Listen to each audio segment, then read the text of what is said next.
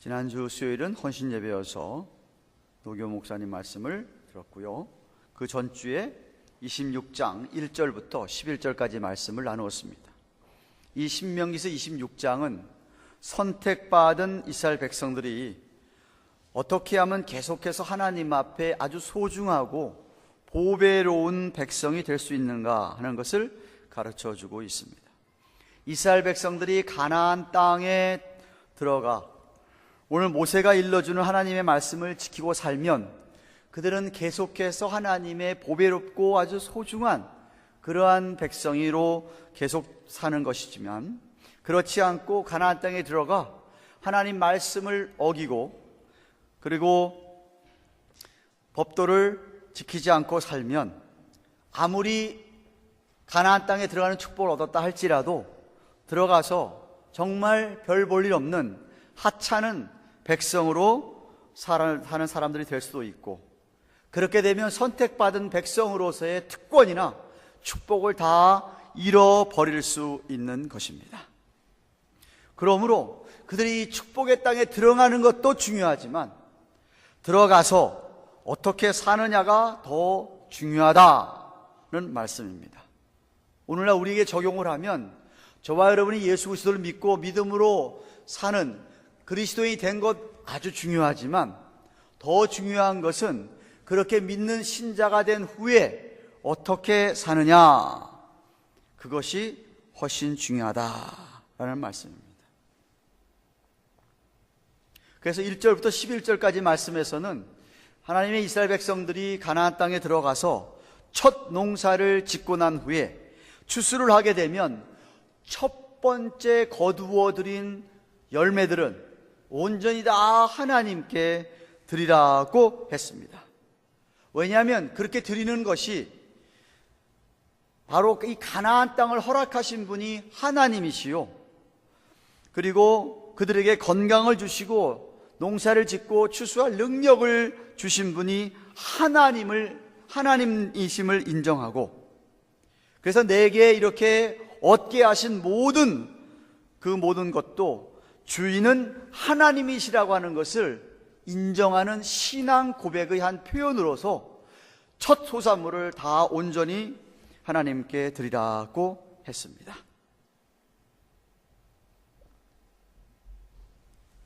그래서 그들은 그 삶의 모든 영역에서 철저하게 하나님을 중심으로 하나님 제일주의로 살아가야 정말 보배로운 백성들인 것이었습니다. 오늘 본문에도 계속해서 보배로운 백성으로서 그들이 지켜야 할 것들을 명하고 있습니다. 우리나라가 경제적으로 많은 발전을 하고 해서 정말 아주 부강한 나라가 되었는데, 저는 아직 우리나라가 선진국이라고 생각되질 않습니다. 이유인즉슨 법이 지켜지지 않기 때문에 그래요.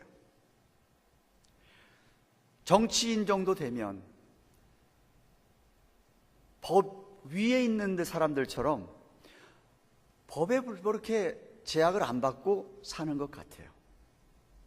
대통령이 법 위에 있는 것 같고, 그러니까 우리나라는 이 법이 제대로 지켜지지 않기 때문에 제가 볼 때 아직 선진국이 아니라고 생각을 합니다.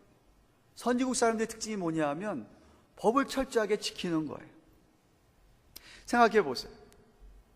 학교에서 선생이 학생 하나가 선생 말을 잘 안 듣고 계속해서 자기 고집을 피우면서 자기 주장을 해도 클래스 전체 다른 아이들한테 안 좋은 영향을 주는데, 하물며 이거는 지도 잘하는 사람들, 위정 잘하는 사람들이 정해놓은 법을 지키지 않으니 그 나라가 어떻게 되겠습니까? 하나님께서 이스라엘 백성들에게 법도를 제정하셔서 법도를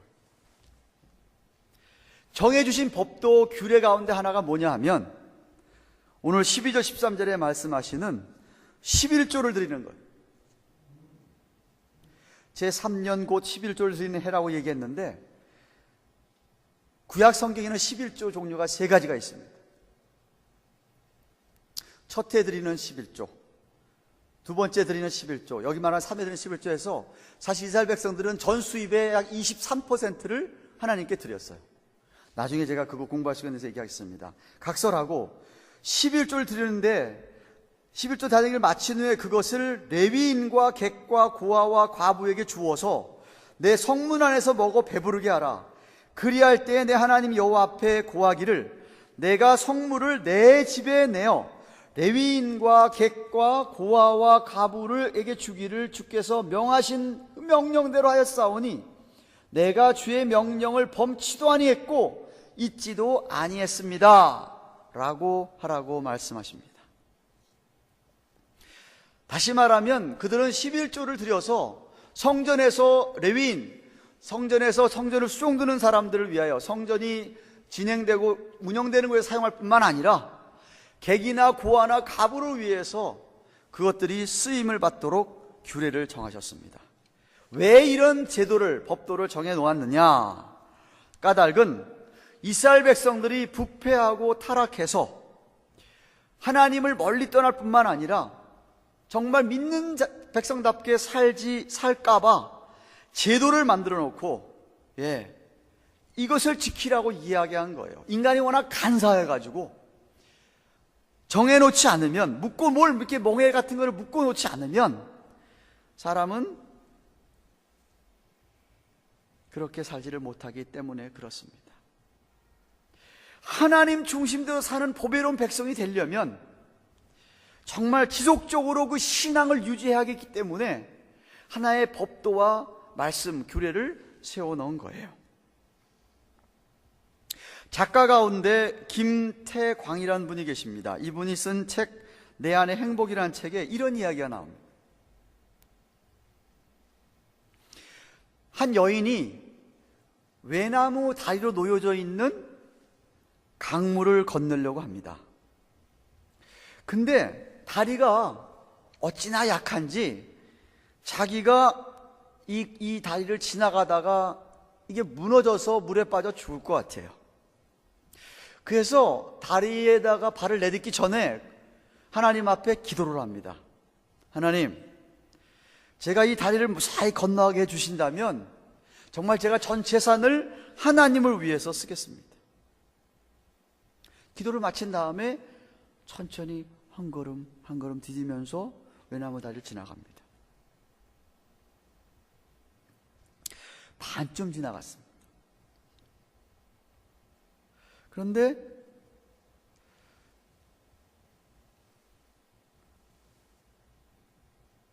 중간에서 생각을 해봤습니다.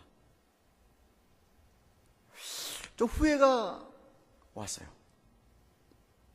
이제 절반밖에 안 남았는데 전 재산을 바치겠다고 그러면 자기는 다리 지나가 남은 하나도 없는 무일전 사람이 되겠네 라고 생각을 해서 그 중간에 다시 이렇게 기도합니다. 하나님, 이 다리를 다 건너면 제가 다리 건너기 전에 기도한 대로 정말 저는 땡전 한 푼이 없는 알거지가 되고 맙니다. 제가 갖고 있는 재산의 절반만 바쳐도요, 하나님은 저를 이해하실 거예요. 그렇게 기도하고 계속 다리를 건너갑니다. 거의 끝에 다다랐습니다. 좀 생각이 났습니다. 이 다리 건너가 보니까 위험하지도 별로 않네. 마음이 달라졌습니다. 하나님, 재산의 반이나 바친다는 것은 너무 과합니다. 이 다리가 이렇게 위험한 것도 아니지 않습니까? 제가 조금만 헌금하더라도 이해해 주실 줄로 믿습니다. 그 순간 다리가 막 흔들리기 시작했습니다. 다급해가지고 이 여인이 말을 빨리 고쳐서 기도했습니다. 하나님, 방금 전에 기도는 제 진심이 아니에요. 근데 다리가 끊어지고 말았다고 합니다. 그래서 여인은 호적거리면서 강물 속으로 빠졌습니다 하는 내용이 있어요. 사람이 그렇게 간사합니다. 그래서 하나님께서 아예 법도를 정해놓고 법도를 지키도록 그렇게 그렇게 하지 않으면 인간은 하나님 제일주의로 하나님 중심의 신앙을 가지고 끝까지 유지해서 가는 게 어렵다 이 말입니다. 아니, 사실 여러분, 지금 우리가 사는 것도 전적으로 다 100% 하나님의 은혜고 하나님의 능력으로 사는 것이라고 하는 고백이 10의 1조를 떼어드리는 표현으로 나타나는 거예요. 그런 마음으로 드리는 사람이야말로 90%도 자기 마음대로 안 써요. 내가 가진 건, 내가 이렇게 된 것 다 전적인 하나님의 은혜입니다. 전부 다 정말 하나님의 능력으로 사는 겁니다 라고 생각하는 사람들은 이 세상에서 잘 살고 못 사는 게 중요하지 않아요. 그게 별로 안 중요해요. 뭐가 중요하냐면 내가 이 세상 살면서 내가 어떤 형편에 처하든지 정말 나는 하나님 제일로, 하나님 중심으로 철저하게 살도록 나 자신을 붙잡아 매는 게 중요한 거예요. 성령에 사로잡혀 사는 게 중요한 거죠. 그러니까 만약 여러분이 계속 그렇게 살면 우리가 하나님의 축복을 누리며 살게 됩니다. 네. 이스라엘 백성들이 지금 아무리 그동안 고생해가지고 젖과 꿀이 흐르는 가나안 땅에 지금 들어간다 할지라도 들어가서 하나님이 계속 복을 주셔야만 거기서 축복된 삶을 사는 것이지, 아무리 젖과 꿀이 흐르는 땅에 들어간다 하더라도 하나님이 거기서 복을 안 주시면 아무 소용이 없는 거라 이거죠.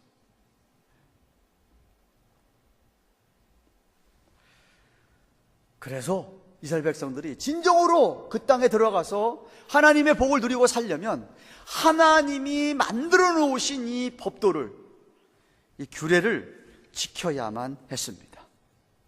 정말 감사하는 마음으로 이렇게 해서 우리를 가나안 땅에 들어오게 하셨구나 해서 정말 농사 지은 거 첫 열매를 다 하나님께 드리고, 그 다음에서부터 계속해서 드리는 거에 11조를 바치면서 정말 그렇게 그 정신을 유지하며 살아야만 했습니다. 그런 사람들만이 오늘 14절 15절에 있는 이런 강구를 할 수 있어요. 어떤 강구입니까? 14절 15절 말씀을 보십시오. 내가 애곡하는 날에 이 성물을, 하나님의 것을 먹지 아니하였고 부정한 몸을 위하여 이를 쓰지 아니하였고 내 하나님 여호와의 말씀을 청종하여 주께서 내게 명령하신 대로 다 행하였사오니 원컨대 주의 거룩한 처소 하늘에서 하감하시고 주의 백성 이스라엘에게 복을 주시며 우리 열조에게 맹세하여 우리에게 주신 바 젖과 꿀이 흐르는 땅에 복을 내리소서라고 강구할 수가 있다 이 말이에요. 여기 애곡하는 날은 초상날 얘기하는 거예요. 초상이 났어요. 초상이 났다 그래서 시체를 놓고서 부정한 몸을 가지고 그 몸을 위하여 성물, 하나님의 것인 성물을 떼먹지 않는다. 즉 언제나 하나님을 제일 먼저 하고 그 다음에는 내 이웃 가운데 객이나 고아나 가부나 이 가난한 이웃에게 그 다음 가고, 나는 맨 나중에 와도 맨 나중이라고 하는 그 정신으로 살면서 말씀을 지킨다면 하나님께서 이미 이루어진 꿈에 더 복을 더하여 주신다는 말씀입니다. 믿으시기를 바랍니다. 여러분, 이 세상이 말하는 복은요, 오래 안 가고 썩게 되어 있습니다. 부패하게 되어 있습니다. 아니면은 다른 사람에게 넘어가게 되어 있어요. 돈, 명예, 권력 이런 것들은 마치 여러분이 바닷가에서 모래를 한참 이렇게 가져다가 뭐 성을 쌓는 거랑 똑같은 거예요. 네. 파도가 한번 확 세게 밀려오면 그냥 사르르 무너져 내려버리는 것이 돈이고 명예고 권력 같은 거예요. 그게 참 복이 아니라 이 말이에요. 그래서 저와 여러분이 진정으로 하나님이 주시는 복을 누리려면 여러분은 오늘 보면 되겠지만 하늘에서 오는 복을 받아야 됩니다. 하늘에서 주시는 복을 받아야 돼요. 예. 영원히 부패하지 않는 복입니다. 남에게 빼앗기지 않는 복입니다. 어떻게 하면 하늘에서 오는 복을 받습니까? 16절 17절에 답을 주십니다. 16절 17절 보세요. 오늘날 내 하나님 여호와께서 이 규례와 법도를 행하라고 내게 명하시나니 그런즉 너는 마음을 다하고 성품을 다하여 지켜 행하라. 네가 오늘날 여호와를 내 하나님으로 인정하고 또 그 도를 행하고 그 규례와 명령과 법도를 지키며 그 소리를 들으리라 확언했다 라고 말씀하십니다. 즉 하나님께서 말씀하신 대로 살면, 그러면 우리는 정말로 하늘의 복을 받고 하늘의 복을 누리며 살 수 있습니다. 다시 말하면 우리의 진정한 복, 하늘의 복은 어디 있느냐 하면 하나님 말씀 안에 있습니다. 근데 문제는 많은 사람들이 하나님의 말씀은 전혀 복인 것 같지 않고 눈에 보이는 세상의 좋은 것들만 복으로 여긴다는 것이죠.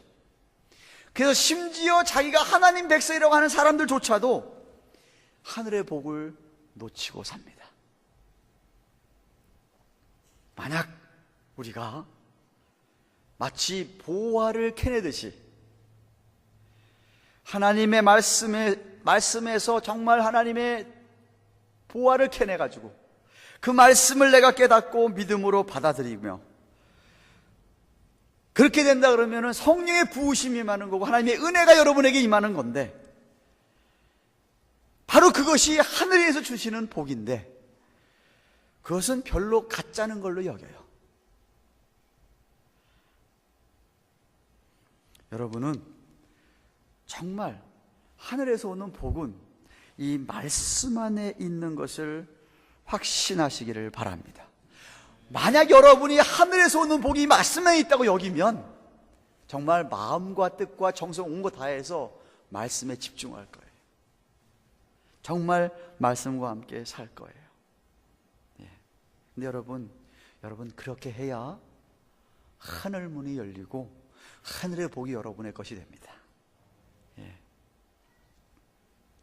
정말 세상에 눈에 보이는 것 때문에 있는 염려, 걱정, 근심 다 내려놓고 욕심을 내려놓고 정말 오직 하나님의 말씀만을 내 것으로 하려고 온 정성을 쏟아야 합니다.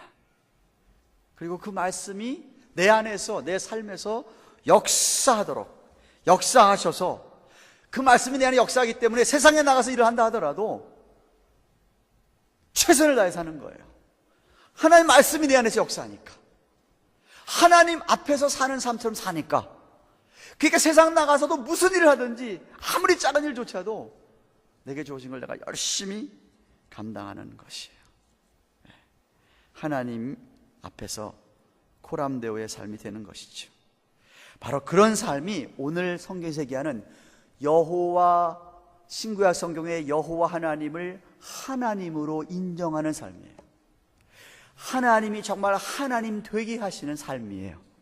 네. 여러분이 그런 삶을 사셔야 그게 하나님의 복을 받고 누리는 거예요. 네. 다른 사람들이 어떤 세상적인 방법을 다 해가지고 눈에 보이는 그런 성공과 출세를 한다 하더라도 전혀 개의치 아니하고, 나는 성경의 하나님만 의지하고 하나님 주시는 것만으로 만족하며 살겠다 하고 사는 삶, 그 사람이 하나님이 인정하시는 보배로운 사람이에요. 보배로운 사람이에요. 17절에 그 도를 행하고 그 규례와 명령과 법도를 지키며 라고 말씀하신 이유는 우리가 완전하지 못해서 때때로 규례와 법도를 어길 때도 있다 이 말이에요.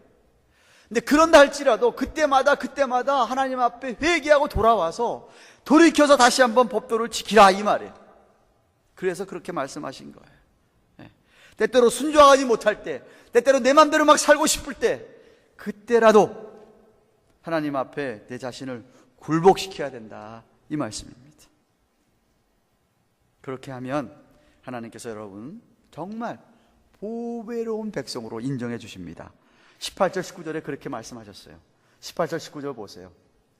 여호와께서 내게 말씀하신 대로 오늘날 너를 자기의 보배로운 백성으로 인정하시고 또 그 모든 명령을 지키게 하리라 확언하였은즉 여호와께서 너의 칭찬과 명예와 영광으로 그 지으신 모든 민족 위에 뛰어나게 하시고 그 말씀하신 대로 너로 내 하나님 여호와의 성민이 되게 하리라 하셨어요. 아멘. 여러분이 이런 말씀을 붙드셔야 됩니다. 즉 우리가 여호와 하나님을 참 하나님으로 인정하는 그런 삶을 살면, 그의 말씀을 붙들고 살면 하나님께서 우리를 정말 보배로운 백성으로 인정한다, 이 소리입니다. 예. 여러분, 만약 하나님이 여러분을 보배로운 백성으로 인정하면 어떻게 될 것 같습니까? 예? 하나님이 여러분을 정말 보배로운 백성으로 인정을 한다면 어떤 일이 벌어질 것 같습니까? 정말 그렇게 안 살던 사람에게 정말 하나님의 보배로운 백성까지 산다고 한다면요, 모든 게 달라집니다. 모든 게 달라집니다. 왜? 하나님께 그 보배로운 백성의 모든 것을 책임을 지십니다. 자기를 하나님으로 인정해 주는 백성이고, 자기를 아버지 하나님을 정말 그렇게 매 삶의 매 순간에서 인정해 주는 하나님이신데, 그 하나님이 그렇게 해주는 자녀를 책임을 안 지시겠어요? 우리 하나님 그런 하나님이 아니잖아요. 하나님께서 그런 백성을 칭찬과 명예와 영광을 무사람에게 나타내 보여주신대요. 예. 그러면서 성민이란 말이 거룩한 백성이잖아요. 구별된 백성으로 삼아주겠다. 하나님께서 구별된 백성으로 삼아줬는데, 아니 감히 어느 누구가 건드립니까? 사단 마귀가 무슨 고소하고 뭐 이렇게 뭐 정죄하고 뭐 이렇게 해꾸질 하려고 하더라도, 저주한다 하더라도 그 백성한테는, 그 자녀에게는 통하지가 않습니다. 하나님이 사탄보다 더 크신데 통하지가 않습니다. 또 하나님이 그런 보배로운 백성과 함께 하시면서 정말 그들 가운데 하나님의 능력을 체험하게 하십니다. 그런 보배로운 백성이 되는 거예요. 사랑하는 여러분, 말씀 맺습니다. 우리 인생은요, 한 번밖에 못 살아요. 우리 인생이 만약에 두세 개 있다 그러면은 뭐 마음대로 살아도 나중에 그 다음에 뭐 다르게 다 지우고 살 수 있다면 좋겠죠. 그러나 우리가 지나간 인생을 지우지를 못합니다. 우리가 한번 인생 살아가면 그게 여러분이 여러분임을 이야기하는 삶이에요. 인생이에요. 돌이킬 수가 없어요. 그렇다면 여러분, 지금부터라도 남은 인생을 하나님께 전부 다 바치고 살면 좀 어떨까요? 지금부터라도 하나님 말씀에 내 인생을 다 드리고 살면, 여러분 삶이 어떻게 될 거라고 생각합니까? 정말 철저하게 하나님을 중심하고 살고 말씀을 따라 법도를 따라 그렇게 살면 여러분의 삶이 어떻게 될 거라고 생각하세요? 저는 약속하신 하늘의 복으로 충만하게 채워줄 줄 믿습니다. 이미 그런 축복을 해보신 분들이 여러분 가운데 있잖아요. 하나님이 여러분을 보배로운 백성이라고 인정을 해주는데, 난 정말 참 귀하다고 인정을 해주는데, 무사람들 앞에서 칭찬과 존귀와 영광을 받게 해주신다고 하는데, 그래서 여러분, 정말 우리 교회가 하나님 나라잖아요, 그죠? 근데 여러분이 정말 우리 교회 온 교인들에게 칭찬과 명예와 영광을 받으신다고 한다면 여러분은 정말 하나님이 보배를 껴기는 분이에요. 예. 하나님 백성들이 모인 곳이 하나님의 교회잖아요. 예. 교회 성도들이 누구나 다 이해 없이 저분은 정말 예. 하나님의 보배로운 백성입니다. 인정받는다 그러면 하나님이 인정해 주는 거예요.